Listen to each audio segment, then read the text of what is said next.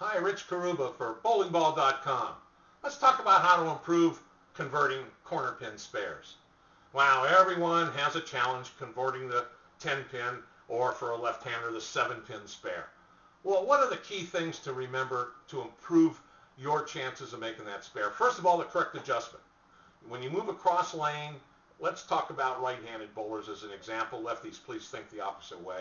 When you move to the left side of the lane, the instep of your left slide shoe should probably be on about the 35 board to start with. It's going to vary with how much oil's in the center of the lane and how much you hook the ball toward the 10 pin. But start uncovering the 35 board, which is 15 boards left of the center dot. Remember, there's about 40 boards in the lane, so standing on the last board of the lane, completely over against near the ball return, would be the most you'd probably have to adjust. Now, the key to this is you pick a target on the lane. Let's talk about the 20 board, maybe the center arrow. If you like to aim at the arrows, you want to aim there at the arrow, and you're moved over to about 35 board.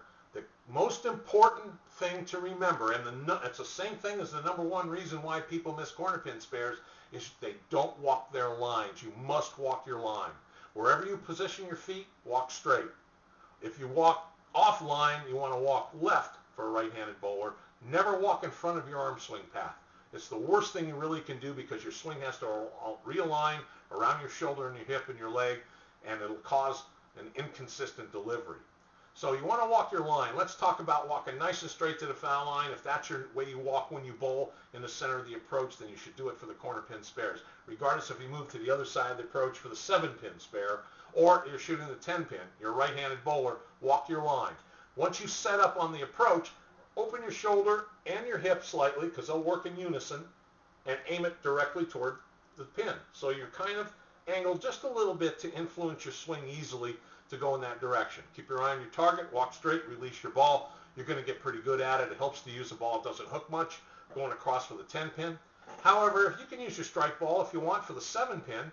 When you move over for the 7 pin, whether you use a 3-6-9, a 4-8-12, a 5-10-15 adjustment system, I'll leave that up to you and your coach. We always recommend you consult a certified coach or a top professional in your area when you make changes to your game, so you can make sure you're making the right changes and not things that you just think will help. Move across the lane, influence that shoulder and hip to face it. Some bowlers will actually point their toe to the pin they're trying to make, but the danger is they'll walk away from that line.